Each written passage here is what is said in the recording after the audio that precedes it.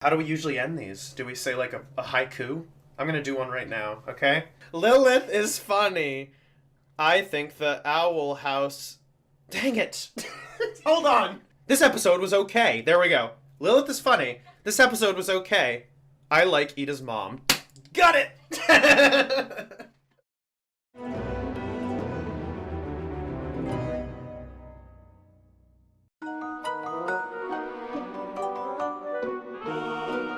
Hello and welcome to the Our House podcast. Today we watched the episode titled, what's it called? I don't know. Oh, it was called Keeping Up Appearances. Oh yes, Keeping Up Appearances, which had a pretty funny Appearances. intro. Yeah. Appearances. Okay. Yeah, I'm happy to be back. I watched the three reviews. Three, right? Yeah, the three that I missed, and it was fun to be like watching as a viewer. Also not fun because I wanted to argue with you guys, but I couldn't, and I felt powerless, and therefore I left a dislike on every video. Just kidding. Well, you may you can summarize your thoughts of the season so far if you would like, even though it's only 3 episodes. But... I can try. I mean, I've enjoyed it so far for sure. I mean, I'm trying to remember like the three. Okay, the ship episode, the king episode, and then what was and then with Amity. Yeah. And, yeah, I've been enjoying it so far. Honestly, I agreed. I don't remember which one of you said this, but like I appreciated the first episode just being kind of like a chill, like back to chill times episode instead of being like a complete continuation of like intensity. I liked the drop. I'm not gonna go too into my opinions because I was about to be like, okay, episode 1, here's my summary, but like Yeah. I will say like yeah, the king stuff as usual, I was just like I didn't mind this one as much because it was sort of like really, I don't know, if he was in denial for like his whole life and he was like super embarrassed, I could see why he would have the reaction he did. But either way, I've enjoyed it so far. To transition into this episode, though, I'm like consistently still like, man, the pacing in this show is really whack sometimes. Like, specifically in the first episode, it was just like suddenly Luce is on a ship and all this stuff is happening, and then even today, it was just like the way the mom showed up and everything. I'm just like, oh my god, okay, I guess this is just happening. Well, it's hard because you're like, what did you think of the last 3 episodes? And I'm like, I don't remember. Oh yeah, no. What I will say is that monster in the King episode was my favorite by far. I was like, oh my god, this is so cool. The lore about that episode was so cool. I probably would have given that one a 9.5. Oh, another thing. It was pretty cool. Is I made like a fake number in my head for like my 1 to 10 score, and I like pretty much always matched you guys, so that was pretty cool too. That's convenient as well. Which is a better summary of what I thought. So editing crew, please just make me sound better. Anyway, yes. But This one. But yeah, I thought this was a really good episode. There were some moments in it that I thought were phenomenal, such as the introduction, the setup with young Ida narrating her dream to the Doctor. Yeah. And the that was tension. really good. Yeah, very, very tense, great scene, horror elements with Ida facing the curse. And ultimately, that's what the episode is about. It's about how Ida perceives the curse, how Lilith perceives the curse, and how their mom relates through the curse. So, about medicine and how far a parent will go in order to help their child, even if they do so in very misguided ways and don't Is listen. Ida's mom Yeah. an anti-vaxxer? Yeah, I mean, that's kind of what the episode was about, I think.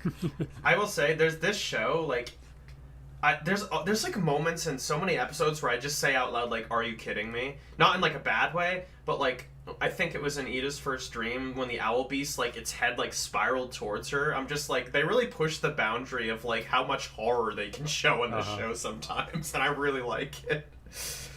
This is a random thought, but I love the voice acting in this show so much. Like every single character, like Lilith's voice acting is so good. Oh my god, just everyone. They're amazing.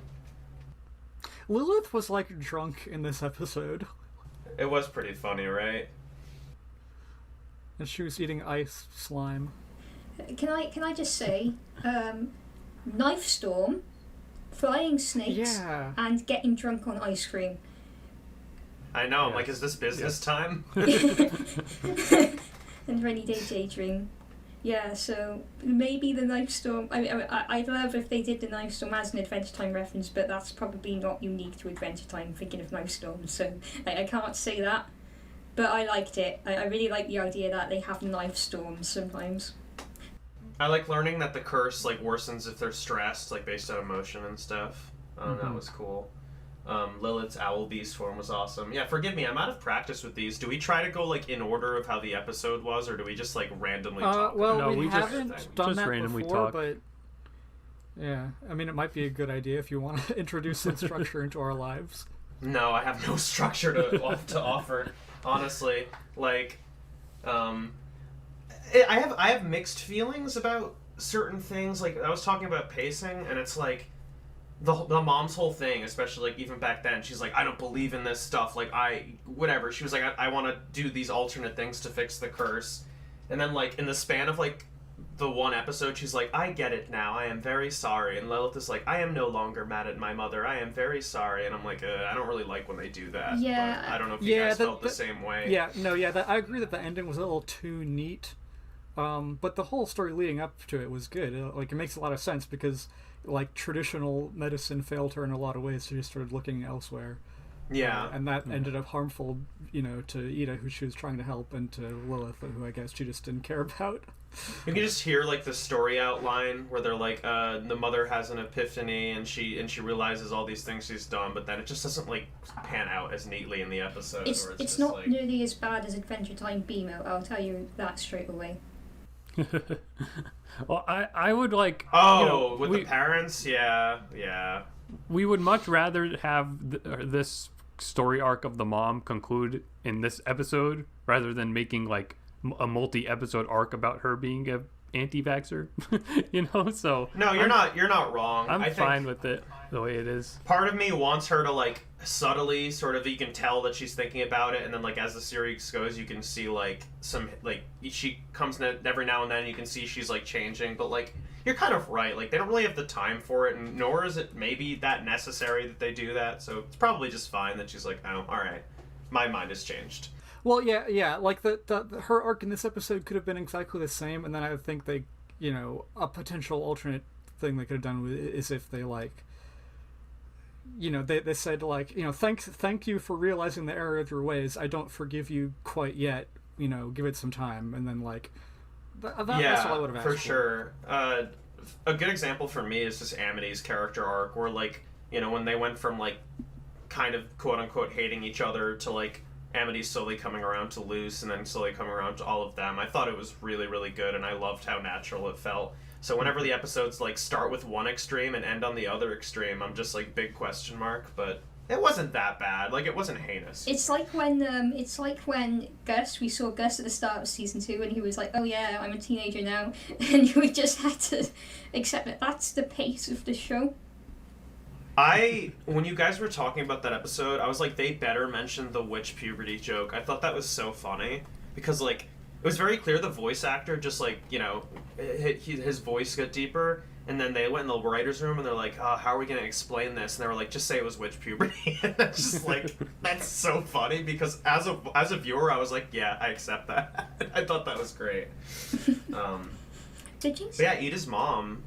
I thought she was a really fun character though. She was. I like that she's in the the Beast Tamers track or whatever, because I feel like we haven't really seen anything of that much, right? I didn't even know it I don't think existed. we've heard of that name before. We've heard of it, yeah, but I think that's really, I guess, fitting for her character that she chose that, because she went to the. I guess maybe that's like a track that not a lot of people go for. Or something. Well, it's a very maternal. But like thinking about it, she's a mother, right? She's not just a mother to Ida and Lilith. She's also a mother to all of the animals in the forest, since she's a beast tamer. and she can use terrifying forces of nature to intimidate her foes. And I thought the bees are on fire, and I was scared myself. Yeah, I loved the voice acting in that scene. It was funny when she was just like, yeah, I still got it at the end. But How yeah, I don't know. Just some of the story beats in this episode, like her like peeking in the cave, and they're like, "Who can we scam next? How about we use this scam?" I'm like, oh god. But yeah, what do you guys think? Like, why did they really give a particular reason why she kind of ignored Lilith? No, and Or that is was that just- weird. No. Like, you would kind of expect it to be the opposite because Lilith is the like overachieving one who plays by the rules and. Well, I couldn't tell if it gets her was grades and maybe because Ida was cursed and the mom became obsessed with dealing with the curse, so then That- she yeah, like and that- neglected Lilith. But like they didn't really give that impression to me. That's No, what they happened. did. I think. I mean, that's pretty much all we can guess based on what was in this episode. Yeah, I think suppose that's true. they could have very easily put a small scene during the flashback at the beginning showing her ignoring young Lilith, and then that probably would have helped make it feel more natural. Because it did seem weird. Because to me, it almost felt like they weren't going to treat that as an arc. Like that was just going to be a joke. That like the mom Yeah. doesn't care about Lilith, like the same way like Finn and Jake don't care about Nepter. Like it'd just be like, Huh. The same way damn it. Joshua doesn't care about Jermaine. yeah. I thought it was gonna be a serious thing only because like right when the mom showed up and started talking to Ida, you saw like Lilith's face drop and sort of walk away, and I was like, oh, this is something that she's sad about for sure. But yeah, I don't know. As someone with personal gripes with their real life mother, things don't like change that fast. Like she's just like, I've been neglected my whole life. She didn't like, say that. And then suddenly the mom's like, sorry. I know, but you know, that's what she was feeling probably. She was like, my mom has been ignoring me for Ida and she doesn't care about me, and it's just like those thoughts spiral and it's and they've been But like, spiraling for such a long time, and then it's just like, oh, my mom said she likes me. Okay, I instantly like her again. yeah, like at the same time, like there's two reasons I can see. If you remember the episode where Lilith explained why she cursed Ida, it was because Ida was a better witch than her. So perhaps at first Lilith was seeking attention because her parents put a lot of focus into Ida, even though Ida was such a troublemaker at school. Because Ida was just so massively talented, and Lilith had to work very hard to keep up with her and still couldn't overtake her. Then it was because Ida had been cursed and her mother loved her and wanted to help her get through the curse. So in that regard, I do kind of find Lilith's reaction a bit immature. Like, it's not an arc that I really needed to have a resolution. It would have been a funny comic relief arc, to be honest. But from that angle, I can see there'd be two reasons, not just one. Okay, yeah. I mean, when you lay it Lilith out like that, it would does make sense to me. No, it does make a lot of sense. This is why we have you around. To save us from the angry comments where we say something dumb. Can I sidetrack about the like Beast Tamer Coven thing? Like, she said that she went there after Ida got cursed, at which point obviously she was already an adult and had kids. And like, is that allowed? Can you like switch covens? Yes, as long as you only thought go that- into one, I imagine. Wait, for like, Luz. I guess that's a good point. Like, was she in one already and then switched? Yeah. Was that or was she never in? I mean, I guess she had to be in one based on like the Like, if you society. know the where- Emperor's Coven, the people in the Emperor's Coven don't necessarily start in the Emperor's Coven. They might be taken in from other covens and then be allowed. I mean, that's true because Amity wanted to be in it, and she's already in Abomination track, so that's a good Yeah. point. Okay. Yeah, you're right. So like the sort of like climax fight in this episode with the two owl beasts was really cool. Yes. I was thinking like right before that happened, I was like, it's not really too much action in this episode. I'd rather there be action, and then they gave me that, so I was like, okay. Oh, yeah, that was awesome. You win. But I like this episode is kind of very like expositional, but I think it was in a good way for sure. And it sets up a lot, and I was very surprised that they have Lilith leave. But I see that almost as a good thing because now they don't have to she doesn't have to have a B plot every episode because they have a lot of other things to cover now. So I mean, they established that that their dad is still around, so we're gonna see him eventually. Yeah, The he's still in Luz the is street. looking for the door still. They have the potion or whatever that lets them see inside the Emperor's place that still hasn't been brought up. King's looking for his dad, and Luz has an evil twin sister. So like, there's a lot that is gonna come up. How are the episodes? I agree. I enjoyed that, but also I'm hoping there's a good reason why like Ida's like, I'm gonna run away from home. Oops, I tripped on a suitcase that leads to the human world. I was like, is that really how this happened?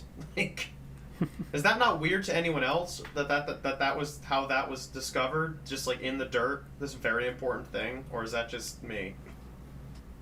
I mean, Yeah, I don't. It just it depends on the explanation, I guess. I could like, see it them having seems- an explanation. So I think that's the definitely thing think- for me. I definitely Yeah. think they're gonna explain that later, because like she even brought it up in the episode. She was like, "I just found it in the dirt." Yeah, yeah. I guess that's the thing for me. It's like I'm like, if they explain it, it's fine. But I really hope they don't leave it like, yeah, she found it in the dirt. That's it. But like, they couldn't just not explain that. Like, right? And like, because they were gonna talk about how that was made in the first place and everything. I don't.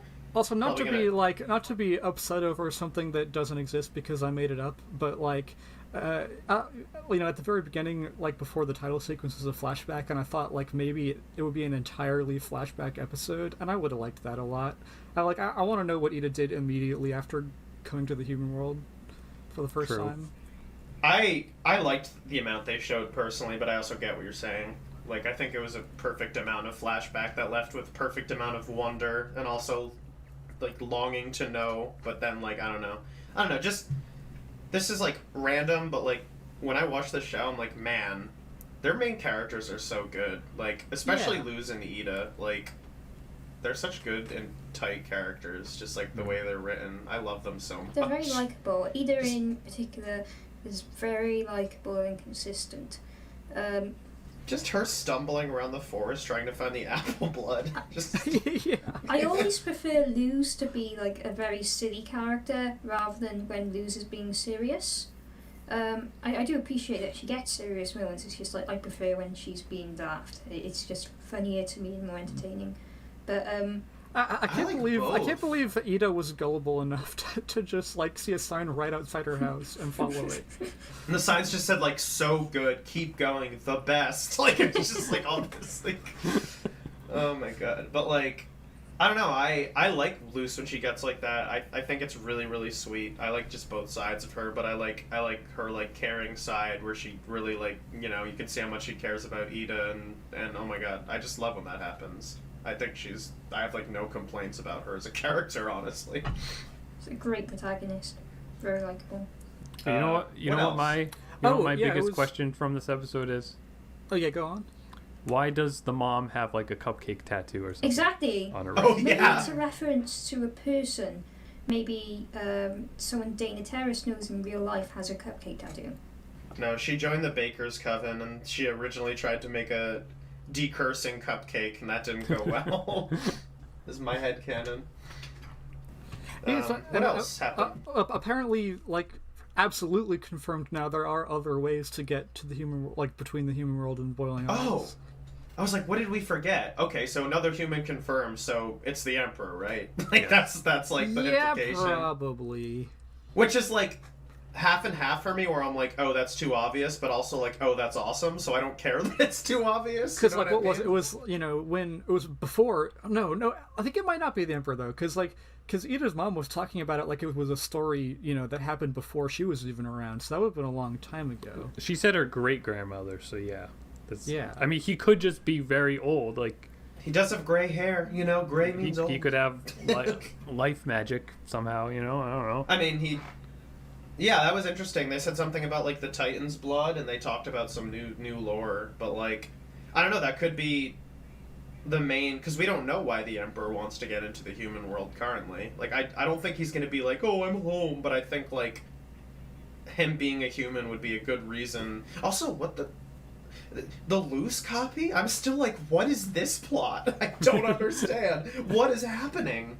Like, what could that possibly be right now? Do you guys have any theories? Okay, well, listen. This is a very out there theory that is definitely not the case. But we did bring up that the Golden Guard could be a clone of the Emperor, so maybe they have clones and that is a Luz clone. Ooh. That's very incorrect. If they take that direction, I will be extremely satisfied. But I do not think that that's what they're gonna do. Yeah, but like how? I think it's how just. would the Emperor possibly get it's thrown just- over across the door? Was it the ending of Enchanting Grom fight where we had that fake letter from like Luz at Yeah. camp? Yeah. Was it that one? I thought it was like the season finale that they had that. Well, It was- anyway. It was an episode. I thought it was. I thought it was at the end of. Either way, yeah, it was an episode, and it's interesting, like you said about the clone theory, because like, what if it has to do with humans going through the portal? Because if there is a Emperor clone, quote unquote, and he was the one who went through the portal, I don't know. I think I'm reaching, but I'm like, I don't know what else it could be. Like that's one plot where I'm just like, big question mark. Because the Emperor is, trying, really hard to get back to the human world, which means he probably doesn't have a way there, which means it's not related to him, whatever the clone thing is. Yeah. I just figured that the Golden Guard was his son. Like, no, like, extreme theories, just that's his son. Well, it's possible, first of all, that there is an agent on the other side, on the human side, who is operating to put up this deception of Luz being on that side so that nobody investigates anything. Not that they'd learn anything if they The did. Illuminati. But I've also Yeah, it could be. I don't think this is correct. I really don't, because the letter we saw at the end of last season spelt Luz's name wrong. But I've read a couple of stories wherein a protagonist is transported either across time or across worlds into to replace a parallel version of themselves, and a parallel version of them from that universe ends up replacing them. So that was another thought that crossed my mind as a possibility, that Luz and other Luz crossed the door at the same time, and other Luz was a character. Though you'd think if that was the case, we'd have had a hint by now that Luz had existed in the Owl House world. Yeah. That's just like- not a bad theory. Based on the information we have, that it could Yeah. be something like that.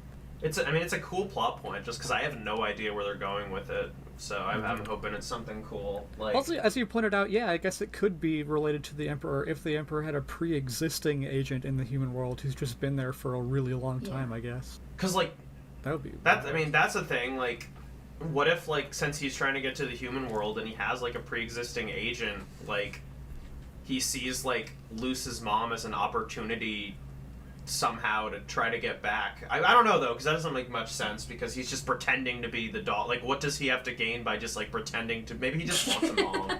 It's just a sad man who I wants like a that mom. one. I like that theory. Yeah, like I'm going to like tinfoil hattie on this one. I'm just really trying to parse out like what they're doing with it. It is really funny because it's a cool plot point, but there must have been some point where they're like how are we gonna make the mom not like call the police and have like a panic attack over this? To like just put copy.